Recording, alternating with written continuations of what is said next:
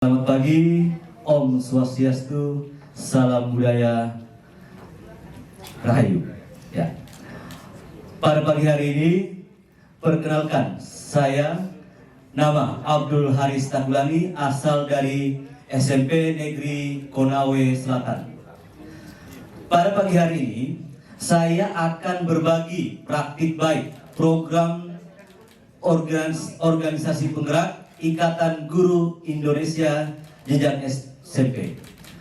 Adapun judul pada pagi hari ini yaitu pembelajaran yang berpusat pada peserta didik yang terintegrasi dengan literasi, numerasi, serta TPEC.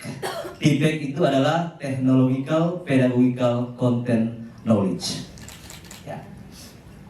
Nah, sebelum saya mulai, Bapak Ibu, izinkan saya memberi hormat kepada panelis, pengurus IGI Pusat, wilayah Kabupaten Kota, serta para pendamping, dan juga para peserta yang saya yakin dalam keadaan gugup pada pagi hari ini. Ya, seperti perasaan saya pada pagi hari ini, Bapak Ibu ya. Jadi kita sama. Oke, sebelum kita mulai, untuk mengatasi kegugupan, mungkin saya minta kesediaan Bapak Ibu untuk berdiri. Kita ada yel-yel. Ya, saya minta maaf. Mungkin kesediaan Bapak Ibu untuk berdiri. Saya ada yel-yel.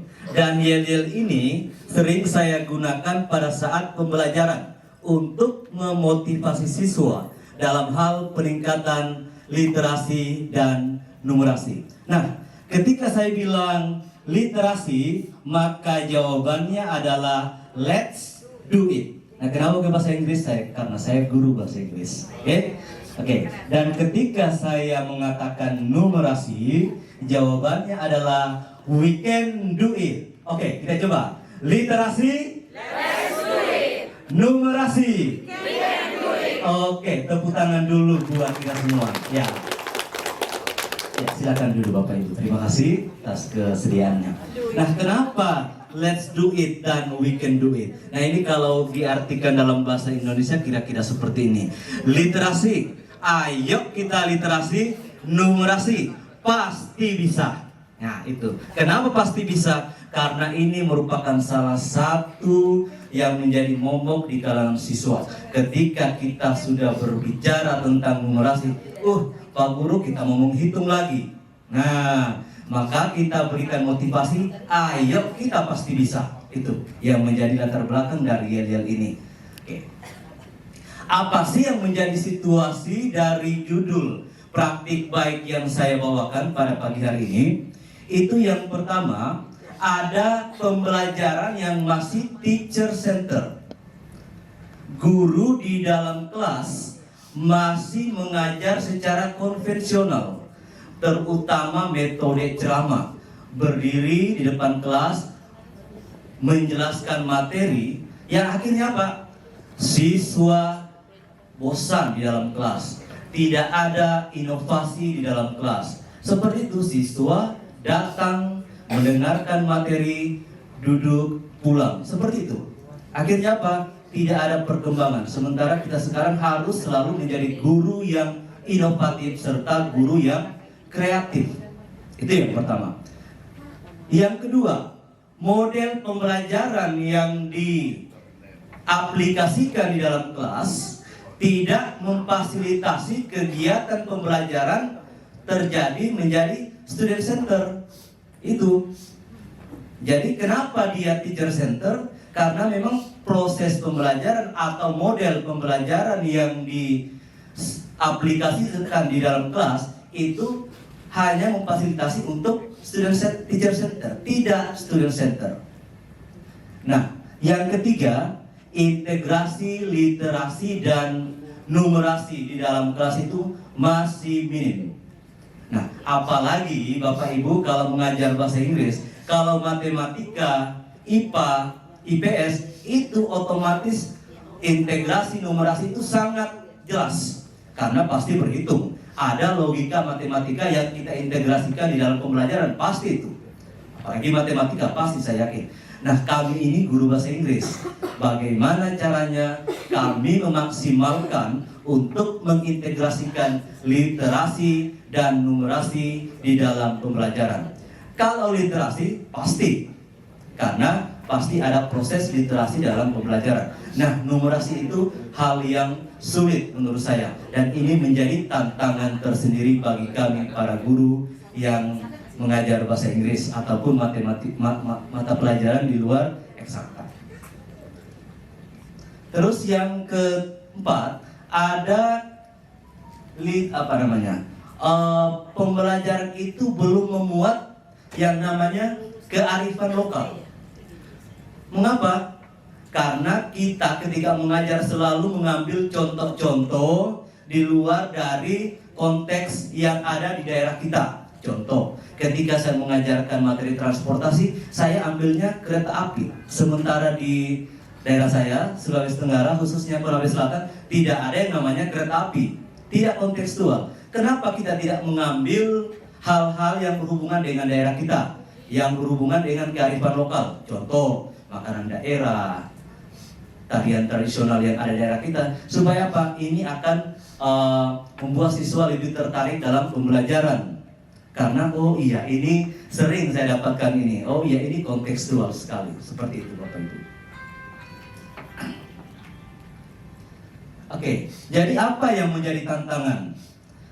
Tidak semua materi pelajaran itu terintegrasi dengan numerasi. Ini menjadi tantangan tersendiri. Jadi bagaimana caranya itu kita menyelesaikan tantangan ini agar pembelajaran terintegrasi dengan literasi dan numerasi itu. Oke.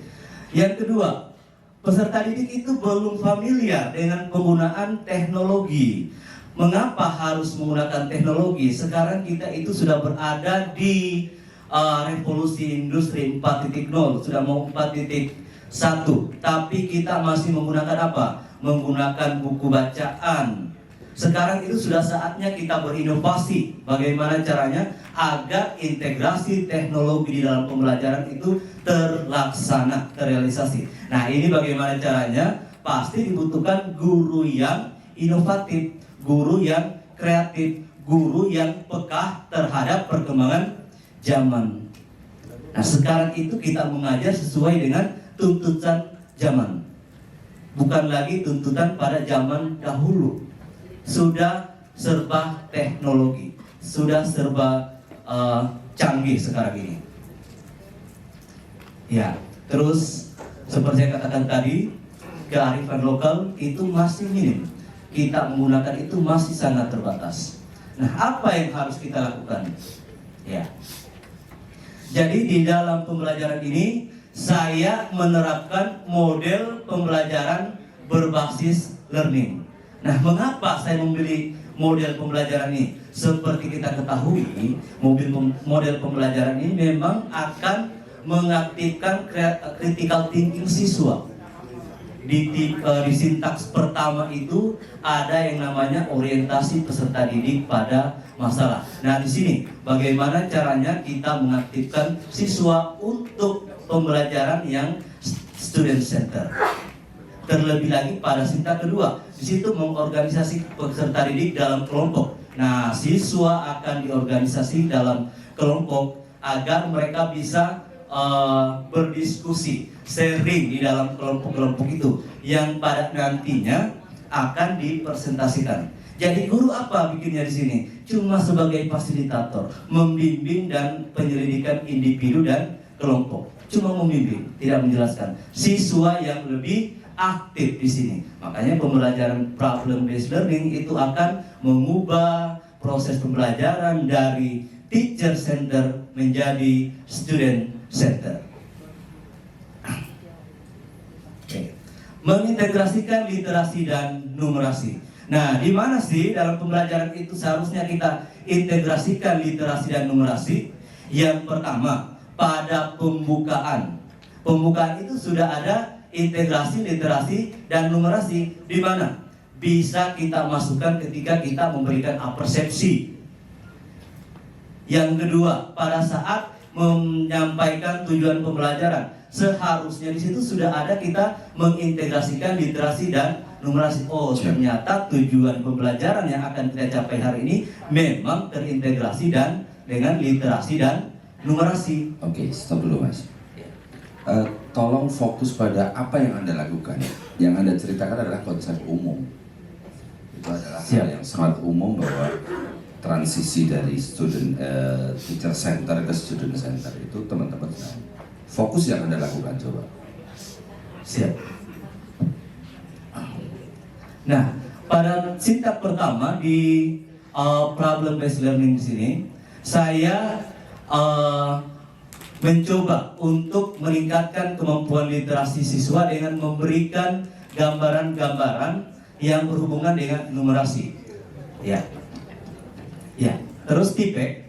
Di tipek sini saya mencoba mengaplikasikan artificial intelligence. Artificial intelligence itu kayak sejenis teknologi. Salah satu contohnya ini barcode, Bapak Ibu. Saya menggunakan barcode, di mana siswa tidak lagi membaca buku, tapi mereka harus menggunakan barcode scanner yang akan digunakan untuk men-scan barcode, dan materinya itu sudah ada di dalam barcode itu.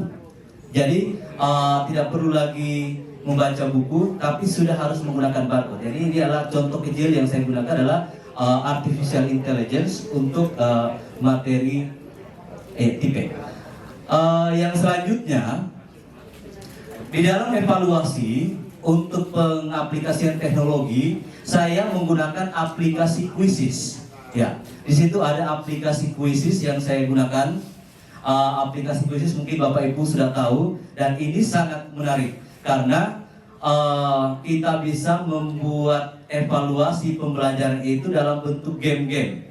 Nah, dalam bentuk game, jadi sedikit menyesuaikan dengan konteks zaman di mana siswa itu sekarang sukanya main game. Nah, bagaimana caranya kita membuat evaluasi yang tidak menakutkan? Kita buat evaluasi itu kayak siswa lagi main game. Sebentar saya akan berikan contohnya. Nah, di sini ada sesuatu yang saya lakukan sebelum pembelajaran itu, ada saya buat selalu class agreement, kesepakatan di dalam kelas, karena ini akan sangat membantu di dalam pembelajaran. Di situ ada siswa tidak boleh datang terlambat, no coming late, no littering, tidak boleh buang sembarangan sampah, no loitering, tidak boleh lalu lalang, no bullying, dan juga no eating di kelas, tidak boleh makan di dalam kelas.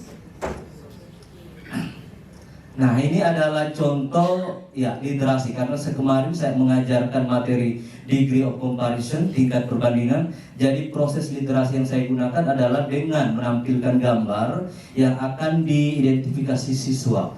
Perbedaan dari gambar itu atau membandingkan gambar ini, mana sih yang lebih besar antara kuda dan keledai. Nah, ini proses literasi, karena tanpa literasi kita tidak akan bisa membandingkannya. Terus ada proses numerasi di dalam orientasi peserta didik pada masalah.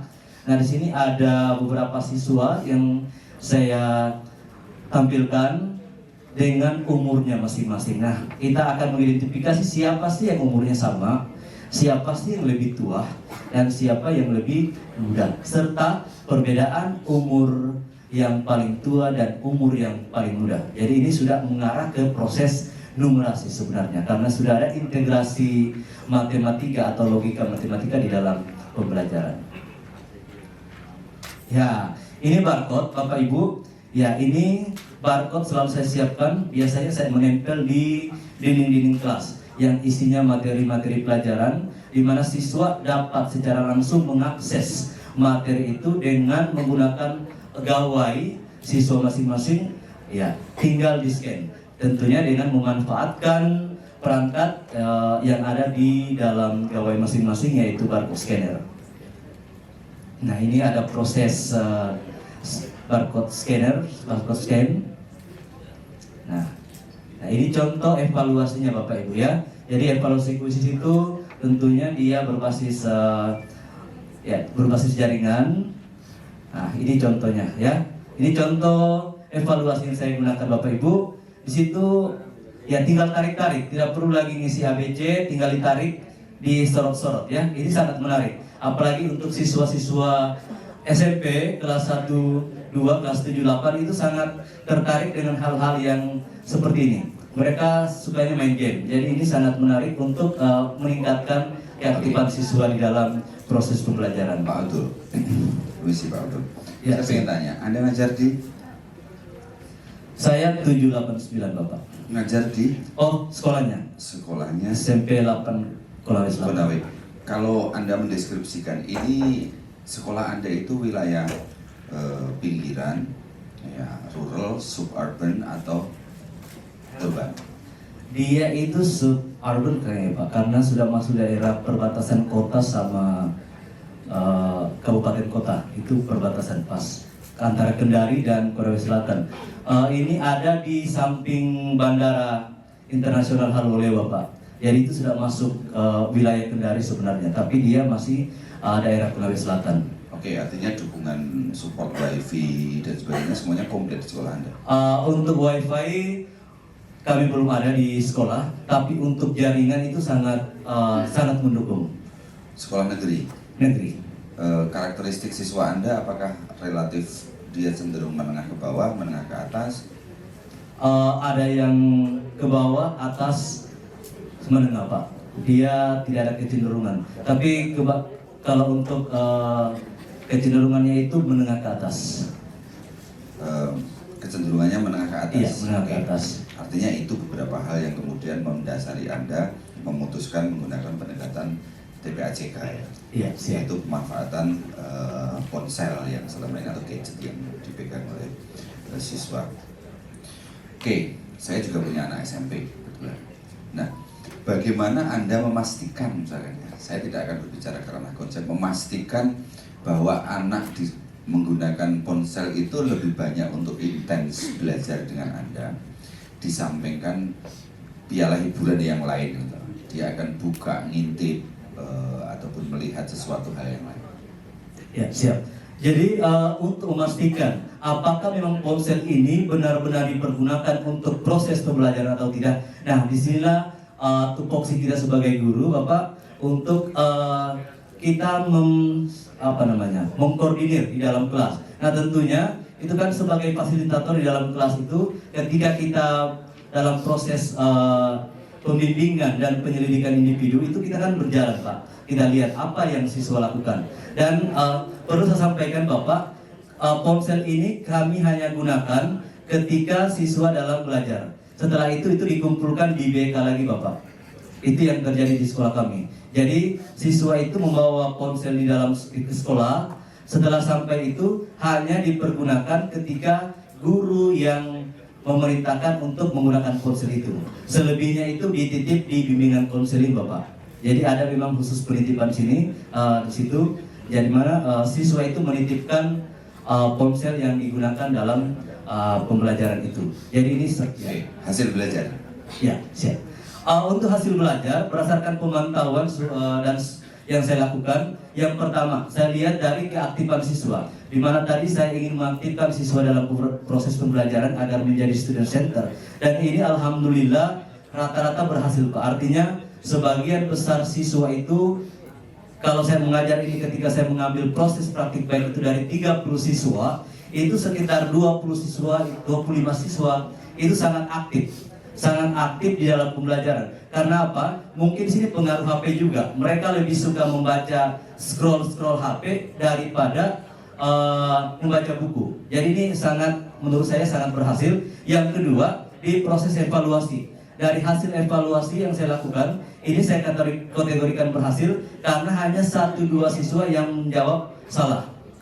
Itu hanya 1-2 siswa yang menjawab dari beberapa pertanyaan itu yang tidak benar semua. Selebihnya itu benar semua Pak. Jadi saya kategorikan berhasil. Di depan Anda mempresentasikan melakukan pendekatan local wisdom.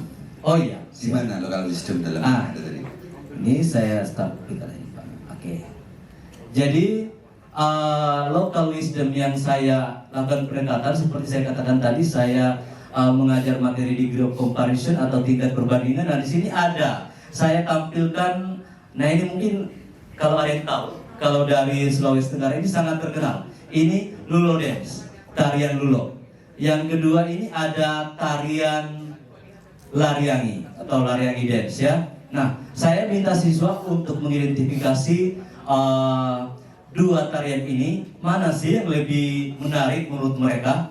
Nah, which one more interesting, dan juga yang mana pesertanya lebih banyak dari gambar ini. Ini salah satu local wisdom yang saya terapkan dalam pembelajaran. Yang pertama, yang kedua, nah ini pasti Bapak tahu semua. Kalau ada yang tahu, ini salah satu makanan terenak di Sulawesi Tenggara, khususnya daerah Kota Kendari, Konawe Selatan, dan Konawe Utara. Ini namanya sinonggi. Kalau di Ambon mungkin namanya papeda. Ya, kalau di Sulawesi Tenggara itu ada sinonggi. Mirip-mirip, sama. Nah, ini sangat enak. Ya. Terus saya bandingkan dengan makanan tradisional juga dari Sulawesi Tenggara, khususnya Kendari, Konawe Selatan, Konawe Utara, itu ada sinole, terbuat dari sagu. Jadi dua-duanya makanan ini itu terbuat dari sagu. Ya, bahan dasarnya sagu. Nah, saya minta siswa identifikasi mana sih yang lebih enak menurut mereka. Ya, jadi masalah-masalah ini akan diintegrasikan dalam pembelajaran yang akan tujuannya untuk mencapai tujuan pembelajaran. Ya, mana sih yang lebih murah, seperti itu. Yaitu local wisdom yang saya terapkan dalam pembelajaran. Nah, bagaimana dampak refleksi hasil dan dampak? Nah, ini tadi sudah ditanyakan oleh panelis. Nah, itu ada faktor keberhasilan dari penerapan praktik baik ini. Yang kedua, salah satu faktor keberhasilan yang saya gunakan sini, kemarin waktu saya menyelenggarakan praktik baik ini, ada salah satu guru dari SMP Negeri 36 Konawe Selatan yang memberi apresiasi baik, sangat baik. Artinya saya sangat termotivasi karena menurut beliau ini sangat menarik untuk kemudian diterapkan dan dilihat atau dicontoh oleh guru-guru lainnya.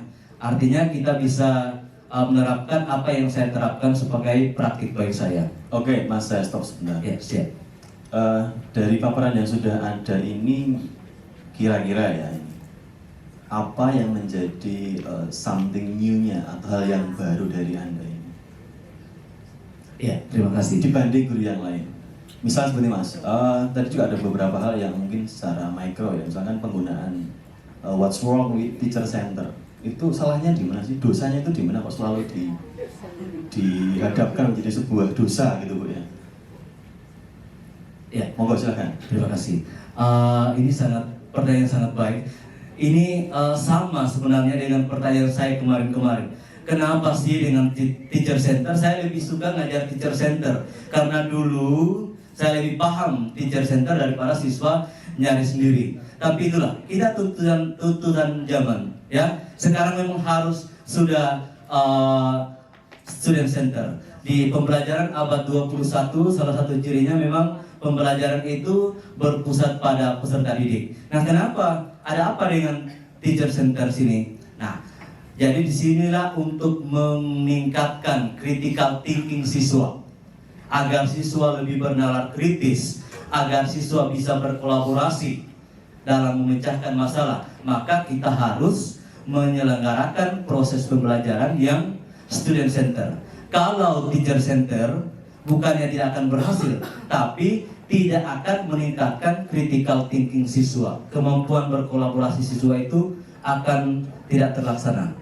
Oke, cukup Mas. Ya, terima kasih. Ya, terima kasih atas perhatiannya. Saya ucapkan wabillahi taufiq wal hidayah. Wassalamualaikum warahmatullahi wabarakatuh. Oke, Mas, belum turun panggung ya? Siap. Closing statement-nya apa? Ya, untuk closing statement saya, kita harus selalu menjadi guru yang kreatif dan inovatif. Tidak peduli bagaimana kondisi daerah kita, kita harus bagaimana untuk maju. Jangan kita terpaku bahwa daerah saya tidak ada ini, daerah saya tidak ada ini, tidak ada ini. Tidak bisa seperti itu. Sekarang sudah tuntutan zaman, sudah serba canggih. Silakan kita berinovasi. Jadilah guru yang kreatif dan inovatif. Terima kasih.